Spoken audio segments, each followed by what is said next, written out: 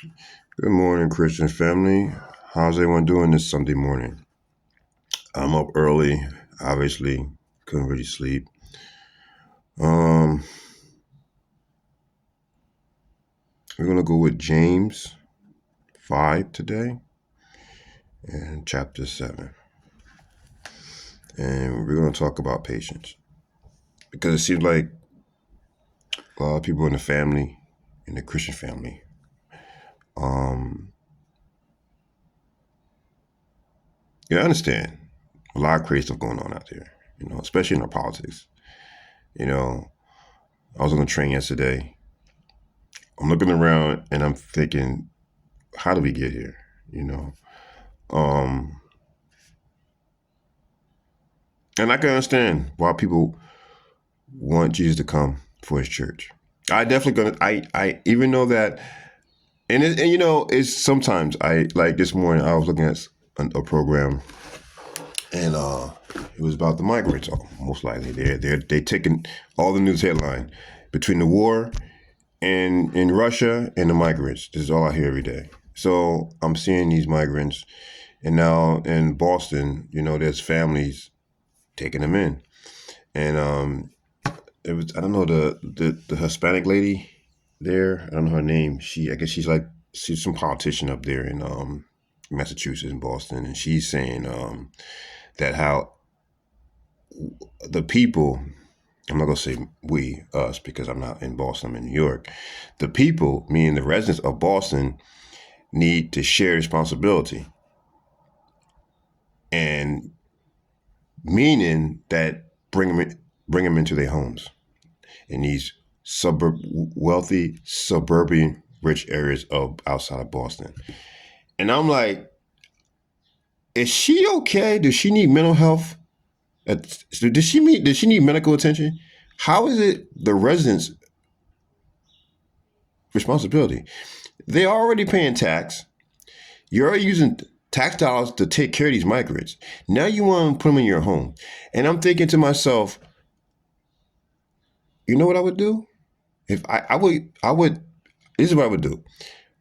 I would take all those migrants, put them on buses, and send them right to Washington, D.C., and drop them off at Joe Biden's footstep, right at the White House. Put them all in front of the White House. Since this is your problem, this is not ours. This is not. We didn't make these sanctuary cities. We got nothing to do with that. Who makes sanctuary cities are the politicians, not the residents, because we have our own problems. But anyway, so I'm thinking to myself, are these people thinking logical, or are their brain is really broken? It's the residents' responsibility that Joe Biden opened the border to all these supposed to be asylum seekers that need to be in the U.S. because they're fearing of their countries. And these guys are, you know what, in this crazy part, because someone made a comment, right, that how many countries did these guys go through? Which they went through a lot, right? And they're Spanish speaking people. Why couldn't they go to another Spanish speaking country? Why they had to come to America? Why? Because of what they're doing right now. And now you opening the floodgates for more migrants to come up here, because once the word get out, oh, they're putting us in loving homes, nice homes. Now you're not helping the situation. Just like giving out free credit cards and all this. And I'm like, and it's funny because yesterday I'm on a train, and oh man, the things I've been seeing here, it's just got complete circus. You got men walking around with long nails, like getting manicures like females. You got people. I'm like, oh, where did we go wrong? And this is so. Listen, family, I understand because I'm disgusted right now. For what I don't even like even going out anymore. The things that I see. Yesterday I went to the church. As I told you, I was talking to the pastor at the church, and they have 6 o'clock service, so I came back home late because usually I'm not out at night. So for the first time, I had to go to a different not even my area, so I had to go to another area. So I had to, take a train to Manhattan and come back to go to the other side of Brooklyn. So it was a journey. And yesterday was really not one of my days. I mean, the only time it was good is when I'm in my area. I made a video for you guys, and it was snowing. People guys having a good time. But when I go into the city, the emotions is run, and it's just I don't belong there. I just don't belong there.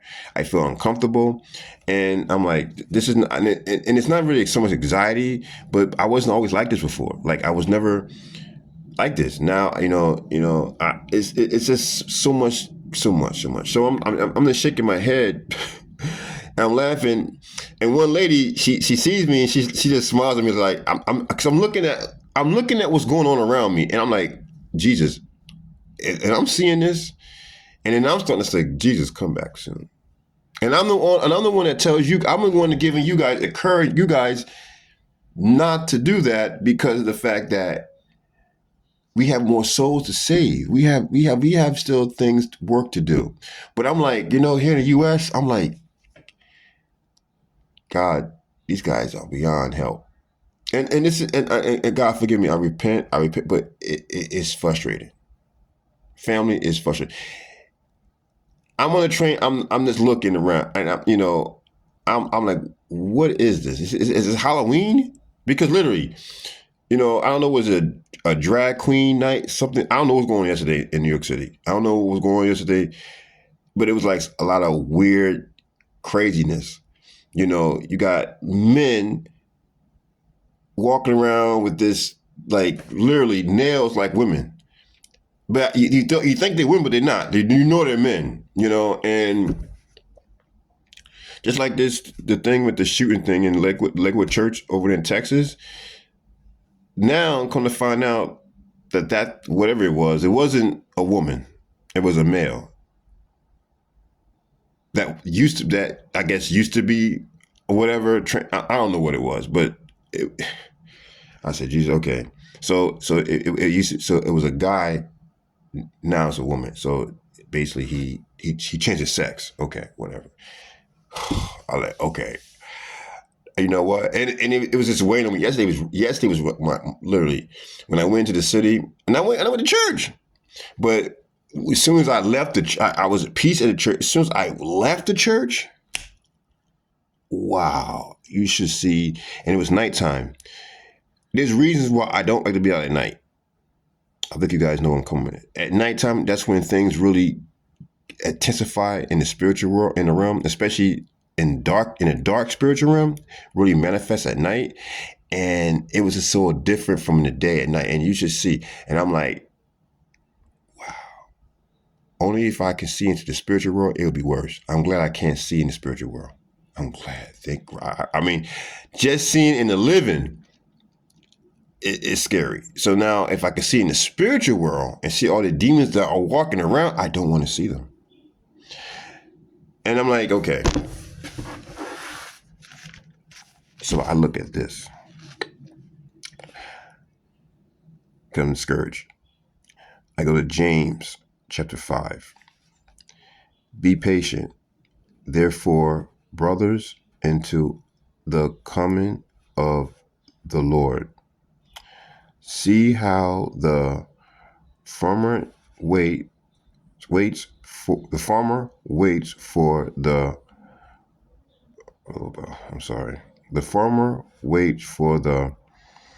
precious fruit of the earth, being patient about it until it receives the early and the late rains.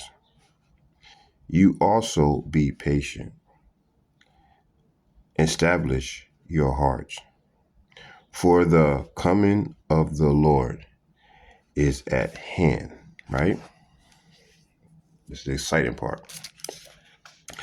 Do not rumble against one another, meaning that we shouldn't go at each other's throat. Even though that we disagree with each other, like what's been going on, which is pretty hard to do, but we just got to be peaceful to one another. Even when they are at their lowest and worst mind thinking, like what's going on right now, we have to just be humble ourselves, right? Brothers, so that you may not be judged. Okay? So no matter what you see in politics and disagree, like this lady here in Boston, Massachusetts, we have to be humble. So we will, and I know it's hard because it is, you know, they're trying to put their mistakes on the people, like always with politics, you know, like they're the ones that are driving the vehicle, but yet the passengers caused the accident. Okay. So do not grumble against one another, brothers, so that you may not be judged. Behold, the judge is standing at the door. Now, I guess you know what that means. The judge is standing at the door, meaning that God is coming soon. Jesus is at the door. He will be here. This will all pass. And I'll be glad when it does. You know, even though I want to see people, and I don't know, maybe if I was in another country, I wouldn't be so urgent to leave here, because when I was in Mexico, I wasn't like feeling like this. It's like the U.S., and I mean, if it's like the U.S. is just falling apart by the second. And I'm thinking, what is going, it's like, and I'm like, okay, am I really in America? But at the same time, I know I'm in America. But, and then everyone is just going crazy. This country was not like this when Trump was in office. The country was not, I'm telling you, the country was not like this when Trump was in office. You know, it was at least some order here. There's no more order in this nation at all. And I told you, Monteville, I'm so jealous of Russia. The reason I'm not in Russia right now is because of my paperwork. I would have been, I know you guys might say, who would you go to Russia? Because of a political situation. Okay. You know, visas, all this. It's just a lot. It's a headache, right? I'm asking the Lord to get me through all this red tape so I can get out of here. Yeah, because in Russia you don't see all this craziness in the street like you do here in America. It's just it's just disgusting.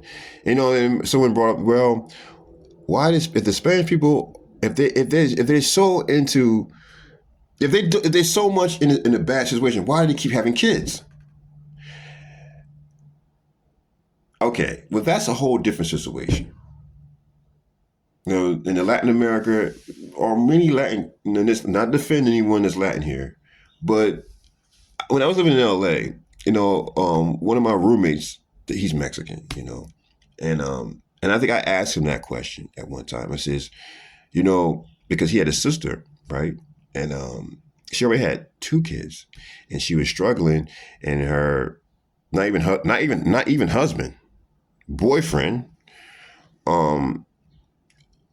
left, and he came back in the picture, and got pregnant again with a 3rd one, and they couldn't take care of the 2.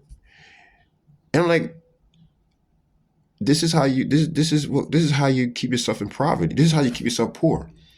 You can't function to take care of yourself or one child. Then you bring in another child, and you keep having sex. But you know what he told me? You know where this comes from? And I kind of believe it, even though I can't prove it. But he told me it's because the priest in the Catholic Church tells us to have as many kids as God gives us. Now, I can't dispute with the whole situation, because God does bless us with children. Children come from God. Yes, God gives us that gift. But most of these people that are having children are having children out of wedlock. They're having kids not even married, right? A lot of these people, and then they don't wait until they finish their education, because this is why these poor. This is what keeps you poor. You go to school, you focus on education, You graduate, go to college or university. Then after you finish graduate university, you get a secure job. Then you start a family. Because if you have a child before that, you're not going to be able to focus on university. I mean, you can, but it's going to be kind of difficult, and you're not going to get that good paying job to live a modest, comfortable life for your future, or for your kid if you have a kid. Now you're struggling, and it reminds me of when I was growing up in the '80s. Actually, now '90s. We're living, in California. A lot of blacks would have children. Black women would have kids to get more welfare, and this was definitely going on in the '90s. Okay, as many black kids they can have, as much money they get from welfare, and this is definitely going on. And I'm not just stereotyping because I know it's for a fact. Okay, when I was living in California in the '90s. That's why you had so many people having kids living in it's called the ghetto or whatever, because they was able to get more money, as many kids have, and that's how they would do it. Now, I'm not saying the Spanish are doing that, but it's kind of funny. The traits is pretty much the same, because, and this is what keeps poverty going. This is what keeps poverty in our communities. We got to teach our children at a young age, do not have sex until you are married, until you definitely if you're Christian, you should not have sex with marriage anyway, but finish your schooling, get a secure job, then have children, because now you can afford to take care of your family. Don't depend on the government. And this is getting back to the whole point of why I asked why Latinos have so many children. He's my Mexican friend, roommate told me, is because of the church, the Catholic Roman Church, because they encourage families to have as many kids as God gives them. And mind you, most of the time in the Latin communities, like the black community, people have sex out of marriage, heavily in the Latino and black community. So I don't think God has anything to do with that, because in the Bible it speaks that we're not supposed to have sex outside of marriage. And that's all you see in the black and Hispanic communities. Sex outside of marriage. They start dating, they have sex. I have literally never really met, and I used to know a lot of blacks and a lot of Spanish people. A lot. I know. I used to live in Mexico. Okay? I rarely ever see couples wait into marriage before sex. And I'm being real. Let's be real here. Like I say, I get on here, I speak the facts. I encourage you guys, and speak the facts. I know I heard some feelings sometimes, but it has to be said, because people put themselves in these economical situations, and basically you sabotage your own future by having children when you can't afford to have children, and you're also outside of marriage. And this is why your life comes to be stagnation in poverty and financial instability. This is why. This is exactly why your finances can never build, because you're going by it the wrong way. And like I say, my roommate, his sister was always, poor me, I'm sorry, I have no money. My roommate would help, because that's his sister. But even he would tell her, why you keep having kids? He was, and that's when I didn't really, because actually I didn't really think of it. And I said, well, and I noticed that living in Los Angeles, I says, why so many Spanish people have kids if they're struggling already? If you're struggling, it's almost like saying, I'm struggling. I only make, let's say I make $1,000 a month, but yet I want to buy A $2,000 bike. Huh? You want to make $1,000 a month. How can you buy a $2,000 bike? But that's what I'm saying. You're going over your means. And this is why, especially in the family, this is what we have to look. We have to watch our finances. I just watched a video about that, how we cut off our blessings in our finances. How we cut our blessings off in our finances is things like that, right? Because God won't get, God, people go to God for money all the time. That's probably one of the number, even I did. That's probably one of the number one requests from Jesus, to bless our finances. But you got to understand, when we ask for finances and blessings for finances, what are we using those finances for? Are we using it to better the kingdom, or are we using it for our selfish pleasures? Because God will not give us money to go out there and just have a good time and just live in the world. Like when I asked Jesus about my finances, because my income is kind of not so good, and food and inflation, and I made a video, but I asked you guys to pray for me because of my finances. But God, he once again, I was able to pay my rent for next month. God's good. He gives me just enough, and that's all. I'm happy with that. He gives me enough for food, and he gives me enough for my rent, and I'm not working. Thank you, Jesus. So I'm not asking him for more, because he gives me just enough. What do I need more for? He gives me for what I need. But more people, they want more. They want more. For what? Oh, you want to buy some nice sneakers, nice handbags, some jewelry. What do you need that for? It's not to glorify Jesus. When you ask from God from something, make sure that it's something that's in his will. God, this is your finances. What do you want me? How you want me to sow? What do you want me to sow these finances? Are you giving them to are you sowing into your church? Or are you sowing into a ministry? Or you help feeding the homeless? Or you just want to go and buy the latest iPhone, or the latest sneakers, or that nice outfit? What is it? Because that's when you go to God and you ask for something and you pray for it, and sometimes if you don't get it, you probably need to evaluate what you're asking for and what you plan on doing with it. Because this is what hinders your blessings, especially with finances. Now, getting back to why Hispanics have so many children, I don't really know, is that true, what roommate said. It could be, because a lot of Hispanics are Catholics, and they seem to do the same thing. So maybe, and I have never been to a Catholic church before, so I don't know. I'm not Catholic. I've never been, so I don't know. I can't actually say he's right.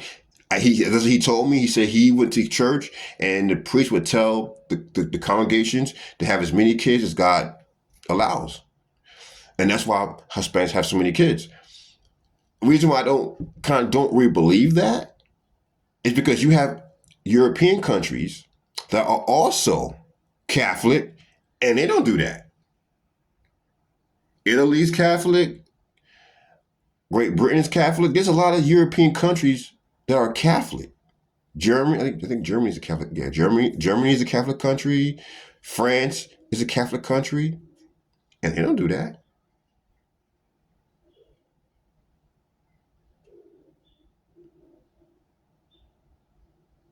It's just mainly just Latin America. But if you guys know, leave some comments, because I try to get more of an understanding of why things are the way they are. That's all, and if this problem that you see right now, if the parents was more responsible, this problem, they wouldn't need to come over here. And we would need to be using our resources that we can be using to help our citizens here in America to take care of these people. Now, Every government is different. Some governments don't teach the citizens about responsibility. I mean, look at America right now. Look at America right now. I might as well learn from this government. And you see why our the families, depending on where you're from, they don't even teach their kids about responsibility anymore. That's why they run around joining gangs and getting in trouble, getting locked up and all this, getting killed. Because the parents are children themselves. Parents are not parents. Their mindset is like a child. So you got children having children. And this is why, especially in the black community, and this is definitely in the black community. Now, I'm not speaking about the Hispanic community. Now I'm speaking on the black community. Because you see a lot of single mothers there. They're not ready for children. They have sex with these men, random men, and the men just leaves them. And now they stuck with kids. Then they get another man, have sex with another man. What are you doing? You already got 1 kid, 2 kids. Close your legs.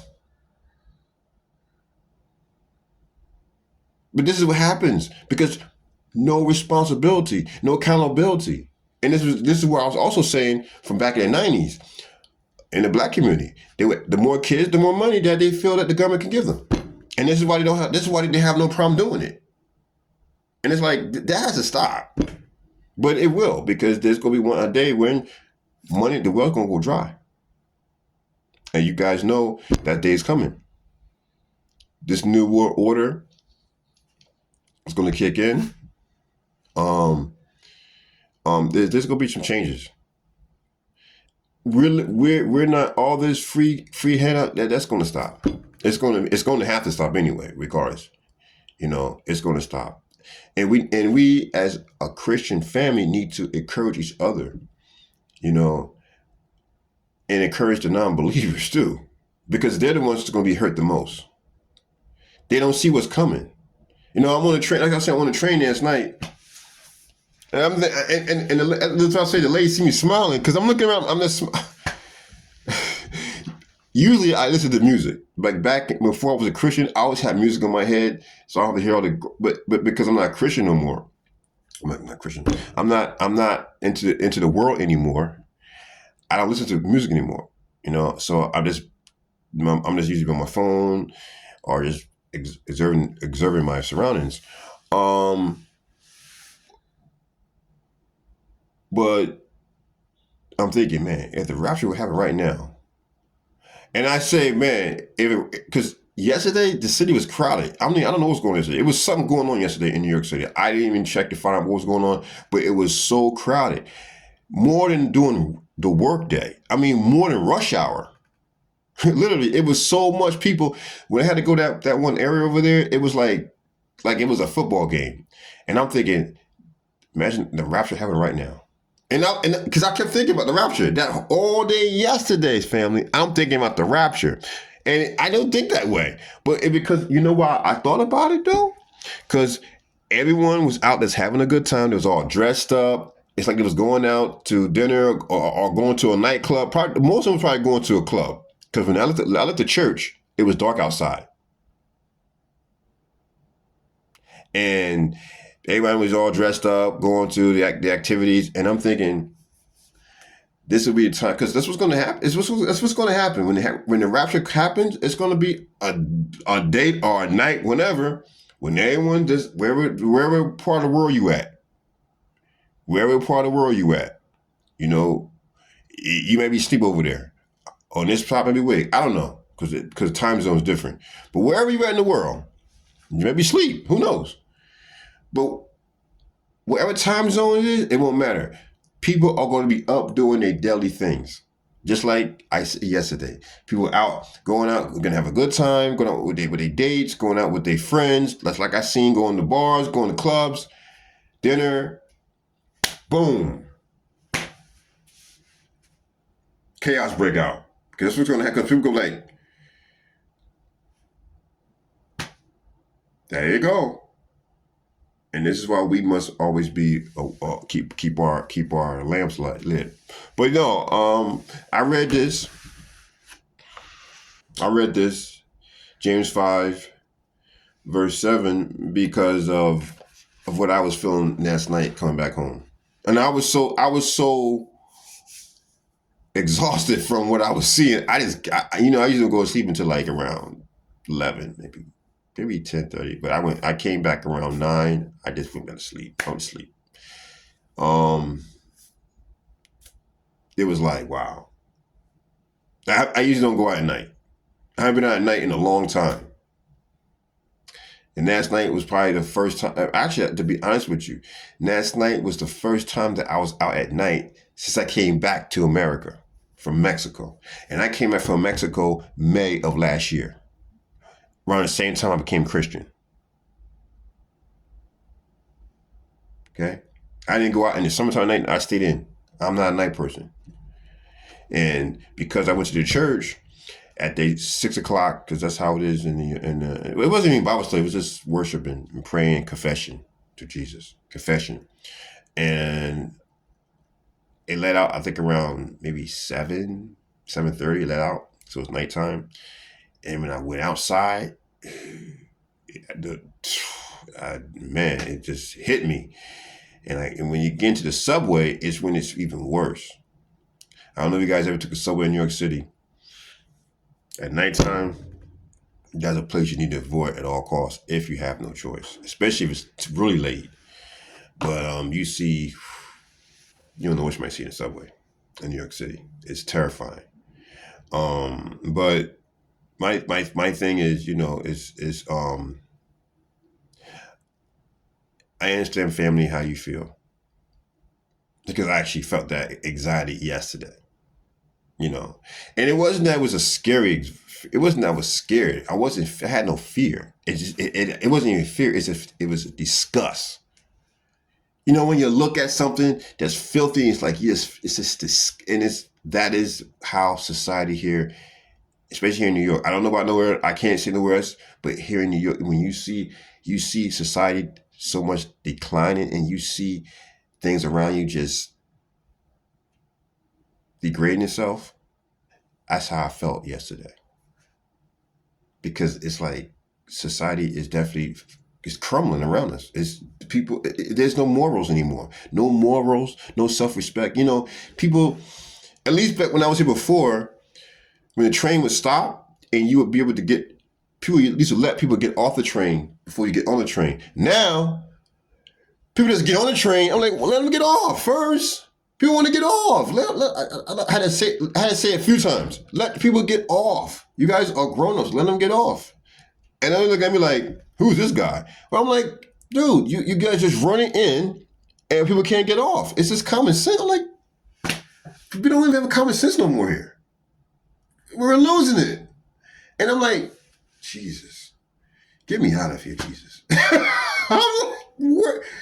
I said, Jesus, let me go to Russia. Let me get out of this country. Because I'm like, and it's going to be the point, I'm just going to say, you know what? If this thing with Russia don't work, I'll just go back to Mexico. Hell with it. Listen. The only thing I love about New York, and this is, and I said this to the priest, a few people. The only thing that I love about New York is that you can find any type of food in the world, because we have every person from every country in the world in New York. So if you want some traditional Indian food, you can find an Indian restaurant in an Indian community. If you want Russian food, which I love, we have a big Russian community here. You can find some good borscht. If you want to go, of course, Chinatowns all over the world, so that's not really, you can find Chinatowns anywhere. If you want some good Greek food, if you want some good Italian food, you go to Arthur Street in the Bronx. If you want, Turkey, we have it all in New York. That is the only thing I like about New York. Because you live in other parts of the country, like when I lived in LA, it wasn't like this. LA has a lot of different people too, but you probably have to really look for a certain kind of restaurants. Now, Russian food, we have Russians in LA, but not really a Russian community. I think there was one place I used to go to in West Hollywood there was some Ukrainian and Russian food there, but nothing on the scale here in New York. Like you talking about, you looking for Russian markets where you can buy, of course, my favorite Russian chocolate. That's hard to find. I think there's only one place in LA I found it, and that was in Santa Monica. If you guys are from LA, you guys watch me from LA, and you guys know about Russian markets, let me know. But there's nothing like here in New York. We have several of Russian markets. Several. Okay, good Russian bakeries, we have, because New York City, this area right here, Brighton Beach, is the biggest Russian Soviet community in the United States. And how big is the United States? Very big, with many cities. So that's the only thing that really keeps me going in New York. Other than that, they can keep New York. They can keep it. The only thing I love about New York is the Russian community here, because how tight the community is, how people are very warm, and people are so kind here, and you can find a lot of good Russian food that people don't know about. Russian food, or Russian chocolate, Russian ice cream that tastes better than any other thing I ever taste, and I taste all kind of food. But I love this community, and that's what keeps me really loving New York here in Brooklyn. But other than that, they can keep it. They can keep New York. Especially nowadays, it's getting worse and worse by the day, probably by the second, like I just told you, But people, the common sense, people can't walk. You're trying to walk, they down, they phone like this, and not paying attention, but they walking fast, but their hand is in their phone. You don't walk with your. I'm like, yo, I gotta get out. That's why I stay in Brooklyn. Oh, here we don't have that problem. It's not so crowded. You see me. You see me time I do my videos, where I'm at. In the house, on the boardwalk. Right? As I do my videos, you see me in the house, on the boardwalk out by the beach. It's quiet. It's peaceful. That's the only thing that keeps me sane in this city. If I had to live in Manhattan or Queens, I would be probably, I don't know what happened. That's why I need Jesus more. It's sad because people in New York, this is why in New York City, and I understand it, because if you don't know Jesus, you will end up having mental illness.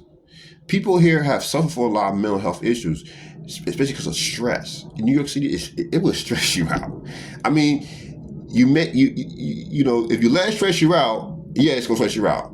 But at the same time, even if you try to let things stress you out, something's gonna get to you. It's just the way it is. I don't care how strong you are, and some people love it. They love that confrontation. I don't like confrontation.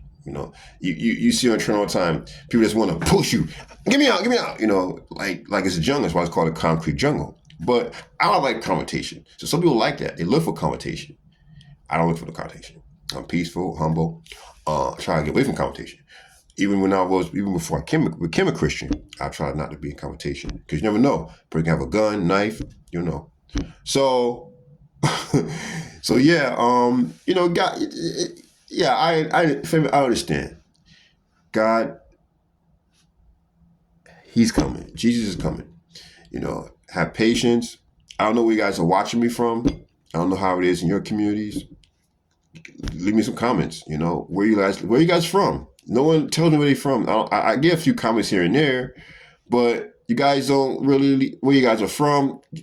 Where you guys from? How you guys are experiencing things in your community, right? I'd like to hear these things. I love reading these comments because I read them. But other than that, we got to keep the faith. We just got to keep prayed up. That's all I got to say. I mean, as soon as we lack in praying and in the word, and I pray, and I'm in the word, and last night, yesterday I was overwhelmed. Okay, I was overwhelmed yesterday, family, and it's not. And usually I'm not overwhelmed. Usually I just brush things off and just whatever. This is another day in New York City, and we already know everything's falling apart. It's just a matter of time when the roof go cave in on everything. But like I said, I'm human. I'm not perfect, so guys, pray for me. I pray for you, and just keep this thing going. So we're going to end up with prayer. Something I never did. I'm going to start doing that. Heavenly Father, we come to you with thanks. We give thanks that you woke us up this morning. We give thanks for those that are just seeking your will, seeking your word, Lord. Abba Father, we ask that you bless us, bless our finances, bless our family, and bless those that don't even know you. Hopefully that their heart will grow to get to know you. We ask you to bless the United States. Put your healing on this country, as well as Israel. Abba Father, bless Ukraine and Russia, that this war will cease. Thank you, Abba Father. Thank you for all the things you have done. In Jesus' name I pray. Amen. Okay, family, I'm going to get up, make me some food. Gotta go to church today. It'd be the first Sunday in many years that I'm back in church. The first Sunday. Back in church. I'm back in church, family. So I'm going to get ready, take a shower, get some breakfast, because I didn't eat. I just got up, made this video. And hope you guys have a wonderful Sunday. Stay blessed. Stay warm out there. Stay kind to one another. And keep prayed up. And I love you.